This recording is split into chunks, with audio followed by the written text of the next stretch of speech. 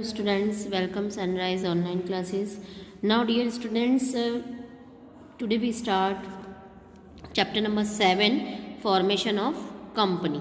Okay, company के बारे में पुरानी जो हमारी कुछ वीडियोस थी फॉर्म्स ऑफ ऑर्गेनाइजेशन, उसमें आपने थोड़ा बहुत पढ़ा था, जैसे कंपनी कैसी होती है, पब्लिक कंपनी भी होती है, प्राइवेट कंपनी भी होती है. ओके, तो आज हम पूरा कंपनी के बारे में पढ़ रहे हैं. देखा जाए तो आपके जो सिलेबस में है वो कंपनी के बारे में एक ट्रेलर ही है, ठीक है ना, क्योंकि कंपनी एक 10 मिनट में या 20 मिनट में डिस्क्राइब करने वाला टॉपिक नहीं है. फिर भी जितना आपके कोर्स में है, जितना मैं कर सकती हूँ उतना मैं करूँगी, क्योंकि एक बहुत वास्ट टॉपिक है ये. इसके बारे में हर एक चीज़ बहुत डिटेल में डिस्क्राइब की जाती है. फिर भी आपकी जो कोर्स है उसके अकॉर्डिंग हम इसको डिस्कस करने की कोशिश करते हैं. तो सबसे पहले हम बात करते हैं मीनिंग की. कंपनी है क्या? A company has to follow certain specified legal procedure for its formation. Planned action and conscious efforts are required. Okay, क्या कहना चाह रहे हैं? कंपनी क्या होती है? कंपनी ऐसी स्पेसिफाइड लीगल प्रोसीजर्स को फॉलो करती है. किसके लिए? उसके फॉर्मेशन के लिए. उनके प्लान्ड एक्शंस, कॉन्शियस एफर्ट जो रिक्वायर्ड होते हैं, उन सारी चीज़ों को वो फॉलो करती है. तो अब ये जो फॉलो करती है वो किसके अंडर में करती है या किसके एक्ट से करती है? वो करती है कंपनी एक्ट 2013. उसके अंदर जो जो कहा गया है उसके अकॉर्डिंग लीगल प्रोसीजर को वो फॉलो करती है, तभी जाकर कंपनी का फॉर्मेशन बनता है. ओके, ये मीनिंग आपको याद होना चाहिए. तो सिंपल सी बात है, कंपनी फॉलो करती है. क्या फॉलो करती है? स्पेसिफाइड लीगल प्रोसीजर्स को. किसके लिए? उसके फॉर्मेशन के लिए. Planned action and conscious efforts are required, और साथ साथ में उनको भी फॉलो करती है जो उसको प्लान करना है, जो उसके एफर्ट्स जो ज़रूरी हैं, उन सभी चीज़ को भी वो फॉलो करती है. और ये किसके बेस पर फॉलो करती है? जो कंपनी एक्ट 2013 में बताया गया है. ओके, क्योंकि हर एक चीज़ के लिए एक्ट बनाया गया है. तो कंपनी के लिए कौन सा एक्ट बनाया गया है? Company act 2013. ओके, अब बात करते हैं फॉर्मेशन. कंपनी का जो फॉर्मेशन होता है वो कैसे होता है? Formation of company involve the 4 stage. जब भी कोई कंपनी आपको बनानी है तो उसके लिए आपको 4 स्टेज को फॉलो करना होगा. ये एक बहुत इम्पॉर्टेंट टॉपिक है, ठीक है. तो आपको एक तो चारों स्टेज के नाम कंप्लीट याद होने चाहिए. तो जब भी आप कंपनी का फॉर्मेशन करने जाते हैं तो सबसे पहले आपको करना होता है प्रमोशन. ओके, प्रमोशन के बाद होता है इनकॉर्पोरेशन, फिर होता है कैपिटल सब्सक्रिप्शन, फिर आता है कमिटमेंट ऑफ बिजनेस. ओके, ये चारों हेडिंग याद होनी चाहिए. ओके, एक बार और रिवाइज कर लेते हैं. Promotion, incorporation, capital subscription and commitment of business. ठीक है. अब जो ये प्रमोशन है वो चीज़ है क्या, उसको शॉर्ट में बता देती हूँ. जो हमने कंपनी बनाने का हमारा जो आइडिया हमारे दिमाग में आता है कि मैंने कंपनी स्टार्ट करने के बारे में सोचा है, मैं उस कंपनी के अंदर इस चीज़ का बिजनेस करूँगा, सिर्फ हमने सोचा है. अब वो सोचने के बाद से लेकर उसको बनाने तक के लिए जितने भी हम काम करेंगे वो सब क्या होता है? प्रमोशन होता है. ओके, फिर इनकॉर्पोरेशन. जब हम उसके लिए लीगल फॉर्मेलिटीज़ करते हैं, उसको इनकॉर्पोरेट करने की कोशिश करते हैं, तो वो क्या कहलाती है? इनकॉर्पोरेशन. और ये इनकॉर्पोरेशन का काम कहाँ होता है? ROC. ये टर्म आपको बहुत अच्छे से पता होनी चाहिए. कहाँ होता है? ROC. It means registrar of company. Okay, तो ये जो ROC होती है वो हर एक के स्टेट वाइज होती है, ठीक है ना. ये कंपनी को इनकॉर्पोरेट करने का काम करती है, मतलब कंपनी को एक लीगल अथॉरिटी देने का काम करती है. ओके, वैसे देखा जाए तो कुछ कुछ स्टेट में 1 या 2 का स्टेट कंबाइन हो जाता है, बट मोस्टली ये स्टेट वाइज ROC होती है. जैसे राजस्थान का एक अपनी एक ROC है, महाराष्ट्र की एक अपनी ROC है. ओके, अब ये ROC करती क्या है? एक SIN नंबर प्रोवाइड करती है. तो अब ये टर्म भी आपके लिए बहुत इम्पॉर्टेंट है, जो कि आप आगे भी पढ़ेंगे। सिन होता क्या है? Corporate identification number. ठीक है, जैसे कि आप इंडिया में रह रहे हैं, है ना, तो आपकी पहचान क्या है यहाँ पर?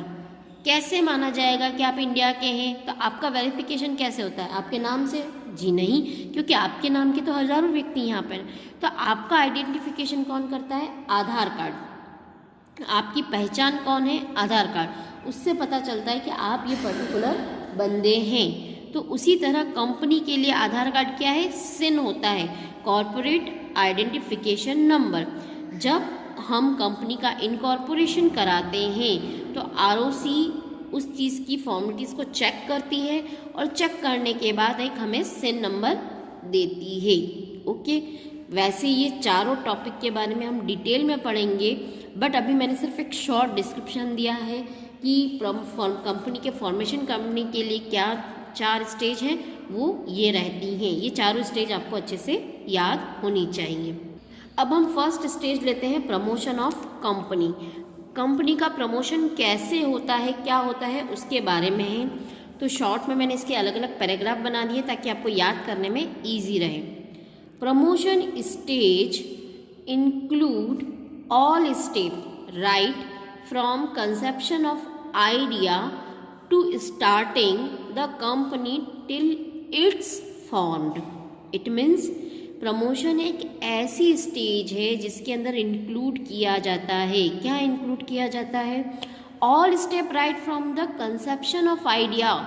ठीक है ना, जहाँ से हमने बिजनेस करने के बारे में सोचा है, स्टार्ट करने के बारे में सोचा है, क्या चीज़? कंपनी स्टार्ट करने के बारे में जो हमारे दिमाग में आइडिया आया है, टिल इट्स फॉर्म्ड, जब तक वो बन नहीं जाती, उसके बीच में जितनी भी हम स्टेप्स करेंगे वो क्या कहलाएगा? Promotion. It means idea to starting to till its formed, जब तक कि वो बन नहीं जाती।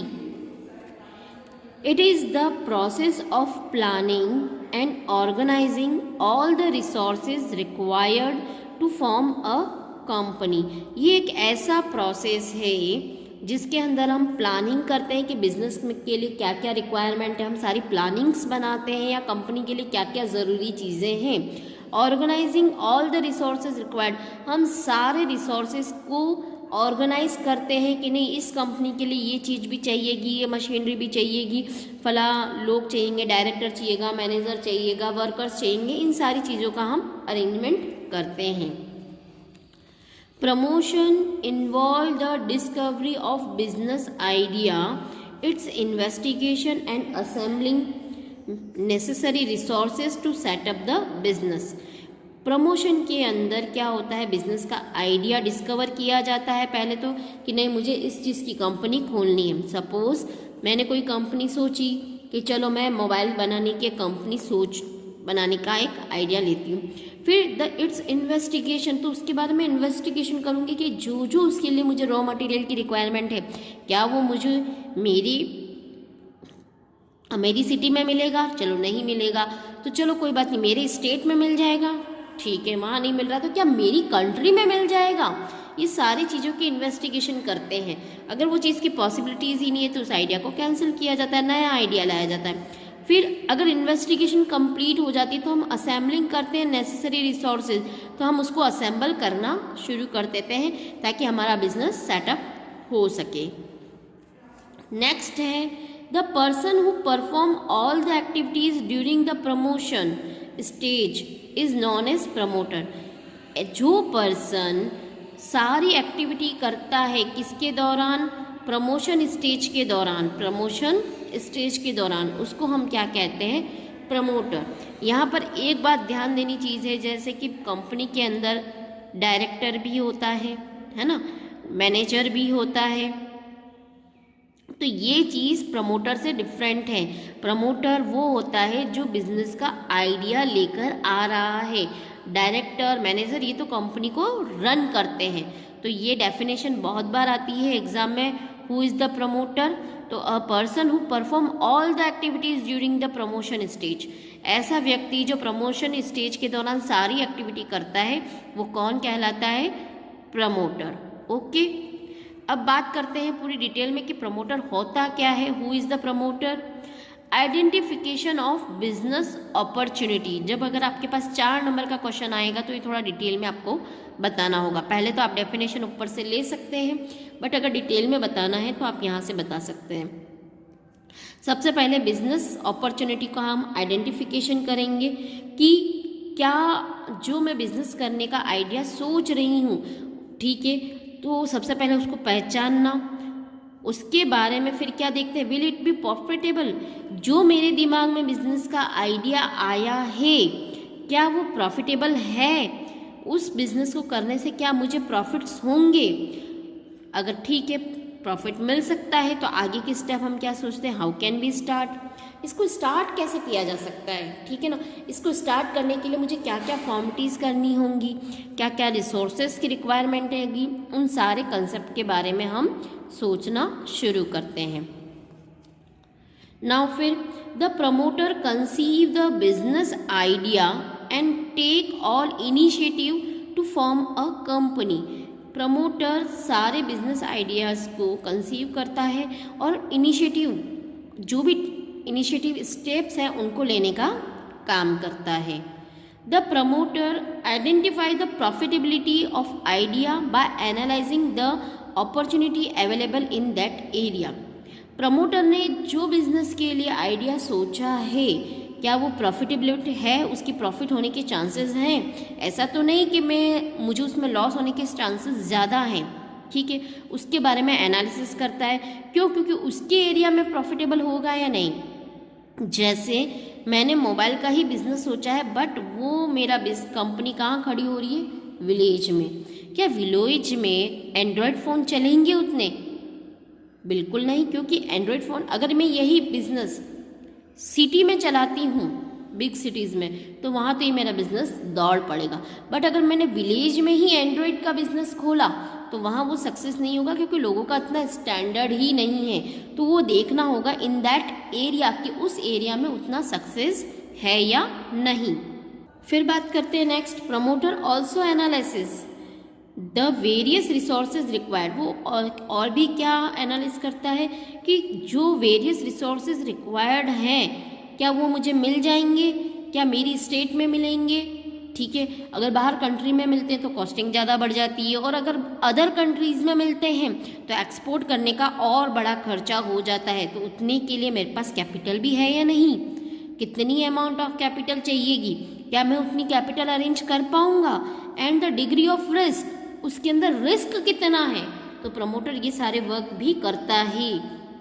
सबसे पहले वो कितना प्रॉफिट में है, उसके लिए क्या रिसोर्सेज चाहिए, उसके लिए क्या कैपिटल चाहिए और कितना रिस्क है, इन सारी बातों को वो एनालिसिस करता है। तो ये काम भी किसका हो गया? प्रमोटर का हो गया। लास्ट में हम प्रमोटर के बारे में क्या देखेंगे?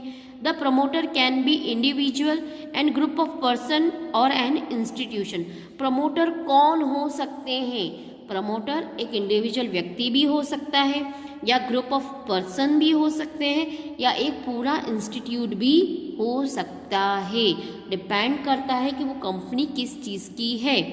ओके, तो ये काम तीनों ही जने मिलकर कर सकते हैं। ओके, आई होप आज आपको कंपनी के फॉर्मेशन का मीनिंग समझ में आया होगा और साथ में प्रमोटर की स्टेज समझ में आ गई होगी। नेक्स्ट अब हम पढ़ेंगे प्रमोशन की स्टेजेस क्या होती हैं, कैसे प्रमोशन किया जाता है। तो उसके लिए मैं आपको नेक्स्ट वीडियो बनाकर भेजूंगी। आज आपको यहाँ तक के नोट्स बनाकर कंप्लीट करने हैं। Okay, now thank you very much.